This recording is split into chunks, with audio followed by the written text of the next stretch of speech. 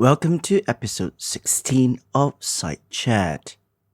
In today's episode, James and I discuss about motivation at work. If you enjoyed this episode or have any comments or suggestions, please send them to sidechat@omnisci.com or tweet to side_chat. I hope you enjoyed this episode.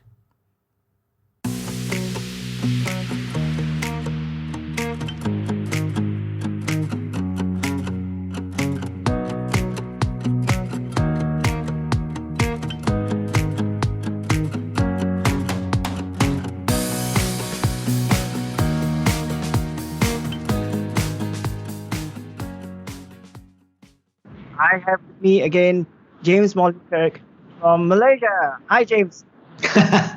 Hello, Austin. I don't know why that sounded so grand of an introduction, but thank you. I'm delighted to be here again. Well, I'm always very grand when I introduce my co-host. Well, I just wanted to share with you that I was just looking at some of the analytics, as we all do, for our podcast. We have actually quite a number of subscribers and also downloads for our program, which is interesting to know. Nice. And we have people from all over different places that is actually, downloading our stuff. Just to give you a flavor of who they are, we have people from Hong Kong, of course, that's where I am, the States, United Kingdom, Spain, China, Singapore, Malaysia, Germany, Kenya, Japan, Zimbabwe, Portugal, Mexico, just a few other people that is actually downloading our stuff. So we are very international, just to emphasize that. So whoever's listening, thank you for listening to both James and myself talking about topics that are related to with the workplace. Now, today we decided we are going to talk about something that maybe at this present time, when all of us are now kind of working from home and all our work practices are all different, the topic of motivation at work, perhaps. Now, as we start talking about motivation, we usually talk about the first thing that comes to mind for most of us is Maslow, the hierarchy of needs, which, he has talked about physiological needs, safety needs, belongingness, esteem, and self-actualization. Now, this is something that has always been discussed that all of us look at when we talk about motivation. But of course, not exactly applicable, I think, in present time, and in the hierarchy itself perhaps has been kind of discussed and critiqued about not necessarily we need to satisfy our most basic needs, which is the physiological needs, in order to be able to be happy, I think. Just looking at the context of people who might come from very undeveloped countries where living day to day is something of a struggle, but yet they are perhaps happier than most of us because all of us are so stressed. All of us are so bombarded with social media, information. We are not as happy as most of them. So I think maybe motivation to many of us are very different. I mean, for me, it's very different, I guess, also for James. James, what do you think? I mean, in terms of motivation, I'm just starting off with the most classic one, hierarchy of needs, dealing with motivation. In this context of work now, are we seeing people are less motivated, or do you think people are more motivated now? I don't think the human condition has changed. I don't. I think the question is, we got a couple of questions on motivation. It's when I looked at the topic and having just delivered a course at university as well on it, the subject of motivation is really interesting because it's what you talked about, Maslow and so on, hierarchy of needs, is something that most managers will know. It's a very accessible model, yeah, and yet it's rarely backed up by any research that's significantly supporting it. But it persists in that idea. For me, the issue of motivation is psychologically, why are we interested in it? And as applied psychologists, even more important, why are we interested in it? It's of course to try to do two things. We're trying to get people to, apply themselves at work through this discretionary energy, Yep. discretionary work. Actually, if you can work hard, we want you to, and to translate that, all those knowledge, skills, and abilities into actual action. And by doing work that people are motivated, actually enjoy it, find meaningful or purposeful, people tend to be more happy, satisfied, and better well-being. So for performance and well-being is why for us motivation is important. Yep. It's a critical thing for us to understand, and then obviously in some ways manipulate positively for those good outcomes. And so when we're thinking about what is it, of course we can define it. There's some good definitions around about this energizing, focusing, and maintenance of discretionary effort. Yeah, I find that we psychologists have tended, certainly how we teach it, we still focus on these 1940s, 50s, 60s models that are quite static. Look at motivation from the individual point of view. They're easy to recite. Oh, you need this, you need that. Yep.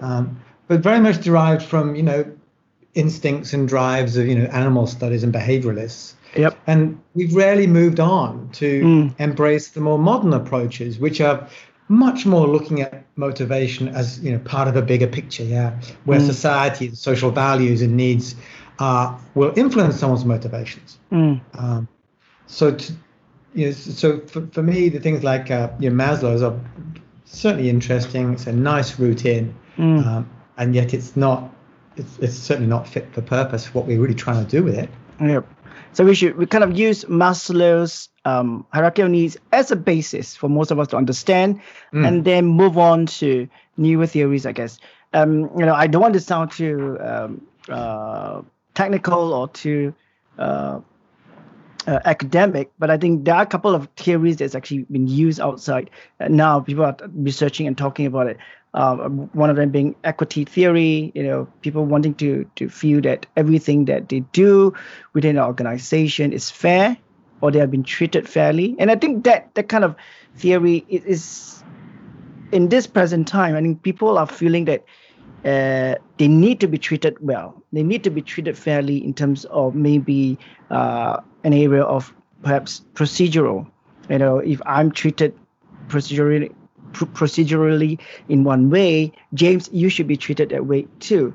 And then, whether the organization is treating me fairly in terms of maybe my compensation for the same work that we are doing, that is something that people are also looking at, which is quite interesting to an extent, because I'm just looking at the different work groups. We have the people who are the boomers, then the Gen X, the Gen Y, and the millennials, and then of course now the newer Gen Z. Everybody has different kind of perspective and different needs there. Some people will be looking a little bit more of not working so hard, don't want to be compensated. They're not motivated to work because to them other issues are a bit more important.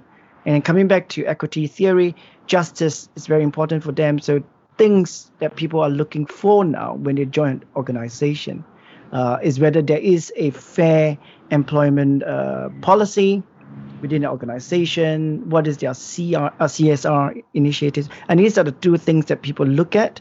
Of course, with the world is evolving and changing at the moment. Now, more and more, we are looking at a lot of research and also a lot of talk about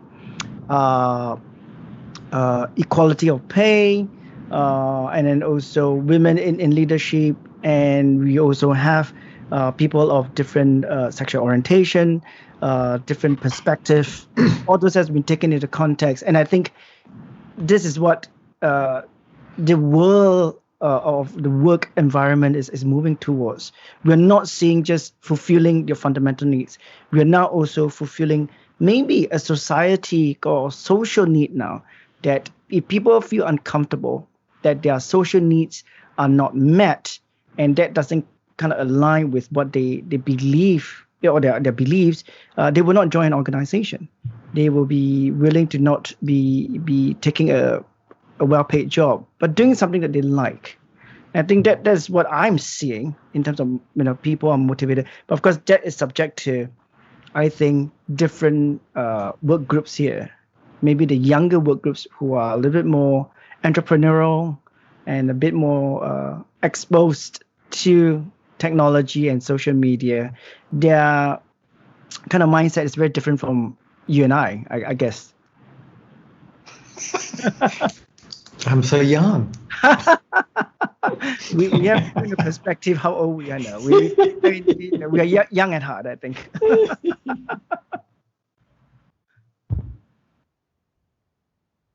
Yeah, I mean, it makes sense what you're saying. There are issues of, our different demographic groups. Yeah. Are different things. Are they more sensitive to different things that they find more meaningful or purposeful? That makes sense. I think that research is ongoing. Yeah. The equity, has definitely become a critical factor across society these days. Equity theory definitely is something about perceived fairness, which people find to be important as well in choosing jobs. So motivation for choosing a job. I think the for me still the bigger purposes of motivation is to answer those questions for psychologists, to help answer the questions of for the managers, how do I motivate my team? How do I get them to do more of what I want them to do happily, which actually is almost the definition of leadership. Yep. And at a different level, how do we influence? How do I motivate myself? How do I connect with things that are important to me to somehow get me out of bed earlier, working more effectively, and being happy doing it? How do I do that?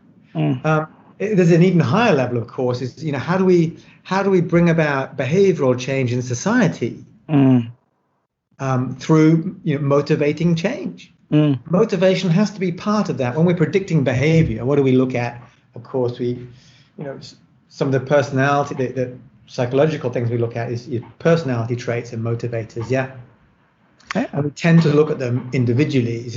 We know that our traits predict behavior, and we know that motivators also predict behavior in terms of performance outcomes and satisfaction turnover. We know that. So people who are motivated, who share the values, if you like, one way of thinking about motivators, these shared values. One thing you talked about was equity. If I share the value of the company, I'm happy to be here. So a resulting behavior is I stay likely to stay longer at the company. Yep. I've got more pro-company citizenship behaviors and less counterproductive behaviors. There are high-level behavioral outcomes of sharing values that become motivating in terms of finding meaning and therefore staying and so on. Yeah, but when we're looking at how do we influence behavior at a societal level, again, we've got to be able to move beyond a Maslow's, hierarchy of, well, we just need to give them this. We need to, give them better food, name them into a group, whatever it is. And that's just not enough to try and move forward, motivated behavioral change in society. You look at the challenges that a place like the US has at the moment. How do we use motivation, our knowledge of motivation and theories, to bring about positive change for that society? That's just amazing. How do you use motivation in a team, a new team that you just bringing together? How do we do that? So I think the challenge for us as psychologists is whatever theory you're hanging on to, we've got to be able to apply them to actually bring about motivated behavioral change. Yep. That is indeed very important. And I think it's also very important to understand that while you're trying to do that, whatever theory that you're using, you must also understand there are certain factors that you have to deal with. For example, if you're trying to motivate a group of people or your team members and they are not motivated for certain reasons, it's good to find out what is it and exactly what they are. It could be an issue of maybe that's their personality. How do we look at perhaps changing the work task or the description of the work to encourage people? And I think that is necessary to have those conversation with individuals, especially if you are a team leader or manager trying to motivate people. It's no longer good enough to say, well, you're paid to do your job, do it. Because nowadays people can just look at it as well, if the company or the organization doesn't really care about me, I'm not going to be motivated, I'm not going to be working. So they were going to be doing funny things. They're going to start to exhibit things like what we talk about, counterproductive work behavior. And that is going to be detrimental to the organization. So as leaders and managers, please remember when you're trying to look at motivation, you have to go a little bit skin deep. Not just say, wow, let's do something different. Let's provide them fruits for the week or something, or give them a yoga class so that we could motivate them. Sometimes it's not just those fundamental things. Sometimes people just want to have an environment where they could thrive in terms of their own development. They could have a engaged conversation with their peers to discuss ideas. So find out what exactly are the reasons for their feeling not motivated at work. And that is very important. So whatever theories you're using, always go down to the fundamental. Find out what exactly were the reasons why people are not motivated itself. Now, there's an interesting thing that I picked up quite recently, the concept of job crafting. Now, job crafting is more of how people could actually shape their job roles to enhance their sense of meaning and motivation. So, for example, as what I was saying, modifying their tasks. So, but they're given the autonomy to do so. I think more and more we are seeing that at the present moment, where or most of us are actually working from home or remotely. How could we actually change the momentum, the way we do certain things, but yet still being efficient in delivering the jobs that we have? And I think that could be, it's a very new concept that individuals are given the autonomy to do so. But I do see that it's going to be beneficial for organization. One thing, for example, if someone who is actually an expert in an area coming to an organization, if you give them a bit of leeway, you give them the autonomy, they're going to create even greater impact for the organization. So that will be a good thing. However, I think job crafting is also very specific to certain jobs only, I think. You can't redesign perhaps a task that is actually monotonous or repetitive in the sense that there's only one way of doing so. If you try to modify it, that could be actually not helpful. So I think while it is a nice idea to give the autonomy back to the employees, to let them find the best way to perform their task, it is not for every task that within an organization. So if you're thinking of introducing job crafting to the organization, be mindful about that also in terms of that. Yeah. Yeah, it's a nice thing you pick up on job crafting. It talks firstly to the idea, of course, of job design. Is that if a person is that if we design an environment that the person responds positively to, you're likely to get more out of them, designing the job. So if there is a person who really has a desire and enjoyment of social interaction, ideally don't give them a job that doesn't give them any social interaction. They will, in the end, become depressed and leave. So if you want more from them, if you want them to find their jobs meaningful, purposeful, you need to satisfy those desires. And you can spot those desires through, again, motivators, value surveys of the various models, or even from personality traits, because extroverts prefers social environments where they can interact. So same. You got an idea about what the person will typically enjoy or drift towards. So designing jobs is something that managers can do. Design jobs that fit the people who you've got, and that's really great. It's not, of course, giving away the shot, because you've got a process that must be effective and efficient, and you've got limited resources. But taking that into account is the first step to seeing that people are unique, and the more that you can craft things to them, like tailoring their clothes, well, then the better they look and the better they feel. Yeah. The better those clothes function. When you've tailored them to them, everyone's still wearing a suit maybe, but you've tailored the suit to this person. It's the color they like. It's the shape they like, it's the cut they like, and it fits and they feel great. Well, that's the same for job design, isn't it? You're still wearing a suit, you're still getting the job done, but you've crafted, you've designed the job a little bit better to suit that individual person who you've got. You've adapted the team responsibilities, you've adapted the process a bit, you've given them, you've changed the workloads, you've changed the way they communicate, and you know what?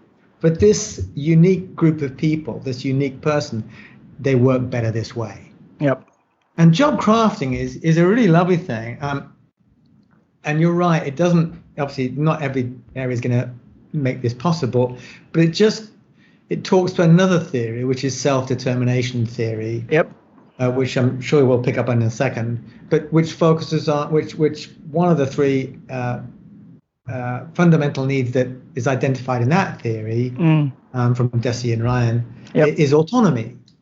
So of course, when you just the act of giving somebody the choice, even if it's limited, to adapt the job themselves, to tailor it themselves, to do their own job design, it really also not only makes them feel better, it allows their competencies and abilities to flow better. It makes them feel better at work. They're cutting the suit themselves. And that feeds their sense of autonomy as well. And that's, again, so for those who have that need, for the jobs that allow that to happen, to provide the opportunity for job crafting is a home run. Worth looking at job crafting with Amy Wrzewski. Yes. Fine Polish name. Very, very long name. Yes, I do have that reference too. Yes, which we will put it on the show notes for sure about job crafting. I mean, you're right about the self-determination theory, Ryan Deci. Autonomy being one of the component of it, and I think it's true when someone is given that autonomy, they feel that they are in control. They'll be more competent in what they do anyway. And once they are able to be feeling that way, they are going to be a great contributor to the organization. And I think talking about contributor itself, sometimes, the organization concept, because we are in a world of organization where team dynamics is very important. We need to get people to work together. I think we shouldn't forget that some people thrive being an individual contributor.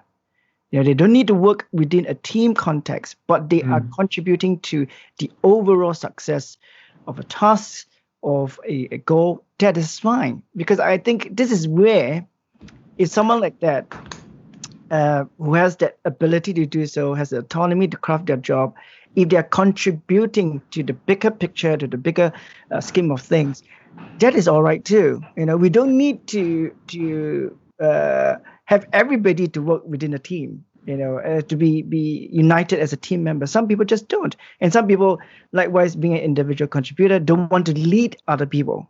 They don't want to take charge, because that's how they thrive. And I think this is where organization perhaps also need to understand. Sometimes we need to kind of tailor-make, picking up from the word that you say about making something individualistic, tailor-made to the individuals, as long as they are able to contribute to the organization. To me, in my mind, that is fine. We don't need to have everybody of the same mold, everybody thinking in the same thought pattern, because then we are actually killing creativity, I think. We need to be able to have people who are a little bit quirky, a little bit different, to join an organization. And I think in doing so, we are creating a good mix of different personality, different working style. And as long as people are able to work together for the goal and the greater good of the organization, don't shy away from people who are a little bit different, I think. And that is important because when you have someone like that, you will have a great impact in whatever you're trying to achieve in an organization. And in talking about individual itself, just now we talk about team, how do we motivate people as individual? How do we motivate ourselves? One of those theory that we all talk about is goal setting theory, and we use that a lot. Yeah. In terms of what are goals, and then we use a SMART model to identify those areas that we want to achieve. And I think it is still relevant, right? That people are still using it. Do you see that using a goal setting kind of model is actually not useful, or do you think actually it's fine? People are motivated using a model like that? Absolutely relevant. Goal setting theory, and I'm just going to pick up something here in my notes here from Locke and Latham. Yep. Yeah, this theory is one of the bedrocks still of motivation and practical motivation. Because the evidence supporting goal setting theory, which has developed over time, building up evidence and shaping itself, since the 1970s, is very strong indeed.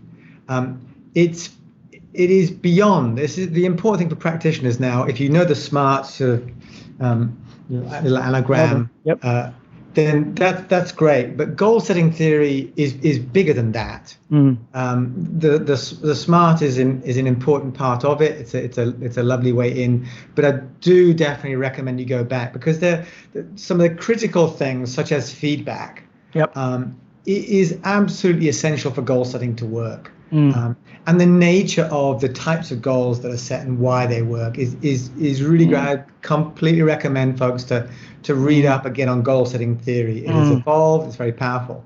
The other thing to say on goal setting theory, just on SMART, just a little beef that I have. If you Google, Baidu, whatever, search for SMART goal setting theory, you often only see SMART, and so I already say look for more. Yep. And the second thing is that SMART, the R of SMART, is relevant. It's not realistic. Go back to the original research from Locke and Latham and see what they define SMART as, and don't deviate from that, because that's linked to the actual research. Some folks have enjoyed moving SMART and redefining them and talking about something else. Well, those things are not necessarily based on the research. So definitely have a look at goal setting again. And also say, for a bonus, is that Locke developed in about 1997, I think he pulled it together, a model of the work motivation process, where he linked goal setting theory with things like needs, values, and personality, and even organizational commitment. And again, my sense of motivation, where we get the most value out of it now, there's a few things I think we need to be doing, but one of them is to be able to see it as part of a process where the individual and the environment comes together to create motivated outcomes, motivated behaviors. So Locke produced in about 97, I think, this motivation process model, which pulls it together. So he looks at things like task complexity, feedback, and commitment, and ability in the moderators of goals. And that's so very important, to go beyond SMART, to look at these moderators. But then he linked it again with things like self-efficacy, values, needs, and outcomes. Yes, and those are very, very important information to look at. If our listeners are interested, please go back and look at the research itself. If not, we can actually link to the research in our show notes. And then to understand what motivation is, it's always good to go back to the fundamental research itself. And I know there are a lot of gurus outside that they are using different acronyms for different things. When I think about goal setting itself, in the terms of kind of helping people to set their goals and in a coaching capacity, I always ask them not to only just look at SMART. I kind of stretch a little bit and say, look, to me, grow model is also a very good way to look at your goals itself, because sometimes it's good to set a goal, but then we don't realize perhaps the background or even the resources that is required to achieve those goals. Yeah. And which is why it's very easy to say, oh, well, I'm going to do this. And they don't really think about individuals when they do goal setting. They don't think about how am I going to do this? Or even if they do, one of the things that I always like to ask them is, so what are the potential hurdles that you foresee that's going to happen? And if you do see those hurdles, how are you going to actually mitigate that? And this is one of those things that people don't look at. And I always ask them to go to Grow Model, because Grow Model helps you to look at it as in, what is your goal? What is the reality? What do you have? What are the resources you have? What are things that you can actually leverage on now? And how do you move forward from there? And then people don't think about that. They always say, I set a goal and that is good. And which I've seen a lot of goal setting exercises and also formats and questions I always ask people. Good that you have this goal. How are you going to do this? How are you going to do that? And one of the things that's actually stopping you from achieving those goals. These are the things that you need to think about. It's not just putting columns. I want to do this. I will do this in 3 months, and then this is what I want to achieve, and hopefully this will achieve. And I like to unpick everything. This is a good goal, but is this goal too big? Is it possible that maybe this is not the right goal at the moment? And these are the questions as psychologists we ask people. Even I ask myself all the time when I put out a goal. I'm like, oh, is this realistic? What are the things that I have to consider? The pragmatism of it, and I think that is very, very important. So I will add that bit a little bit more. If you're looking at doing goal setting, ask those tough questions. One way of doing so perhaps is before you write down on a form that you've been given by your organization to write goals, think properly. What exactly are you trying to achieve? And a lot of the goals that you write down, they are probably related to each other anyway. So you need to understand what exactly are you trying to achieve here. I would say go down to the bare bones. When you have a goal written down, ask yourself, what is this goal trying to do? What am I trying to do to achieve this goal? What exactly am I doing here? So pare it down until you get the most fundamental goal. This is the goal that I want to do. The rest of those things that you've been talking about, those are the actions that you want to do. And that's where people get stuck when they start doing goal setting. They always get something too big or something that is too rigid that they can't maneuver. So I think it's important to remember that when you're setting goals, because if you get a goal that is not possible to achieve, you're not motivated at all. You will always find excuses. It's so difficult to do it because I can't achieve it. It has something to do with when you first lay down the goal. Always remember, why am I doing a goal setting exercise? What exactly am I trying to achieve? Yeah, it's good points. Sorry, Austin, just go on. Jump in there. Yeah, I do agree. I think that goal setting is such an important motivational tool with proven psychological evidence behind it. There's this challenge with goal setting in corporate environments where goals have to be set at a certain time to achieve business objectives, and some of those goals are just very logical. Then there's goals for personal development, which again should be much more connected to the individual. And the challenge with any of those goals, for goal setting theory to really work, one, there has to be that context where there's you're taking into consideration, like you said, obstacles, degrees of commitment, resources, task complexity, and the actual nature of feedback that can be delivered during the process of pursuing the goal. I think ultimately, for motivated behavior from humans, the goal must have, at some time, at some level, a neurological impact. Because motivation, fundamentally, at the neurological level, is primarily related to dopamine release in anticipation of a reward. Yeah. And that can be, of course, the avoidance of anticipated pain as well. But ultimately, it's the dopamine is trying to say, I've done the calculations. Expectancy has been calculated here. And I think I can do the things that will produce this result, and I will enjoy that result. Yes. So then I'm looking at the goal. I'm going, all those calculations have been done. This now is motivating to me because dopamine is firing and encouraging me to act. So it's the real job of the body in motivating is to encourage us to act in anticipation that something good or will avoid something bad.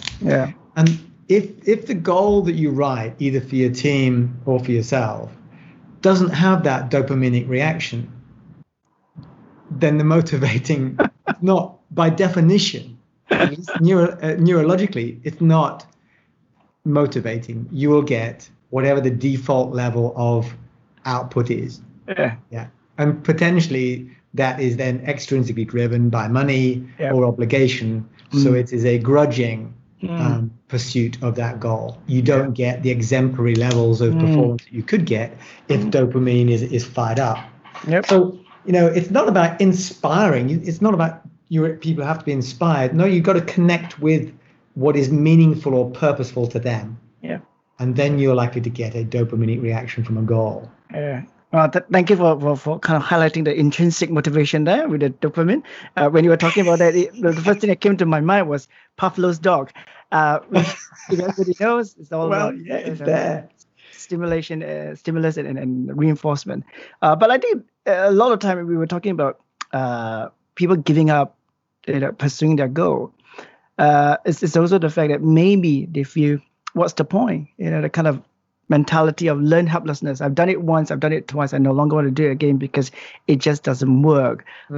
I would always say to people, as you said, if you're not able to find the intrinsic kind of motivation or intrinsic satisfaction in a dopamine way, reconsider what you're writing, because it has to have that joy of completing that goal. And it's the other thing about goal itself is it's not just only completing the goal at that stage.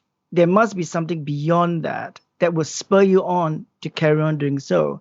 It has to be a continuous thing. It's not just, okay, I finished this goal and that's it. I no longer feel motivated and so on. Motivation is that. It has, whether it's intrinsic or extrinsic, it has to be an ongoing process. And when you come to a point where you no longer feel motivated, that's where you've what we would call lost our spark. Go and find your spark, as what Marie Kondo said, things that spark in your life.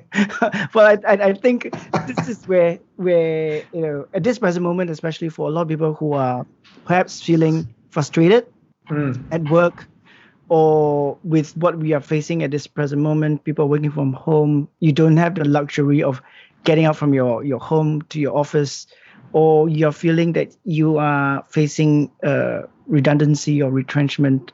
I always find when you are in a difficult position, sometimes it's also good to reevaluate your life and look at what really do you want to achieve. Especially now you have more time, you could think about it and what motivates you to achieve those things. And there's no better time than now, I think. Don't wait. Even if you are gainfully employed, one of the things that I always believe is it's always good to reassess and reevaluate where my motivation level is. Am I still feeling so motivated as I first joined this organization?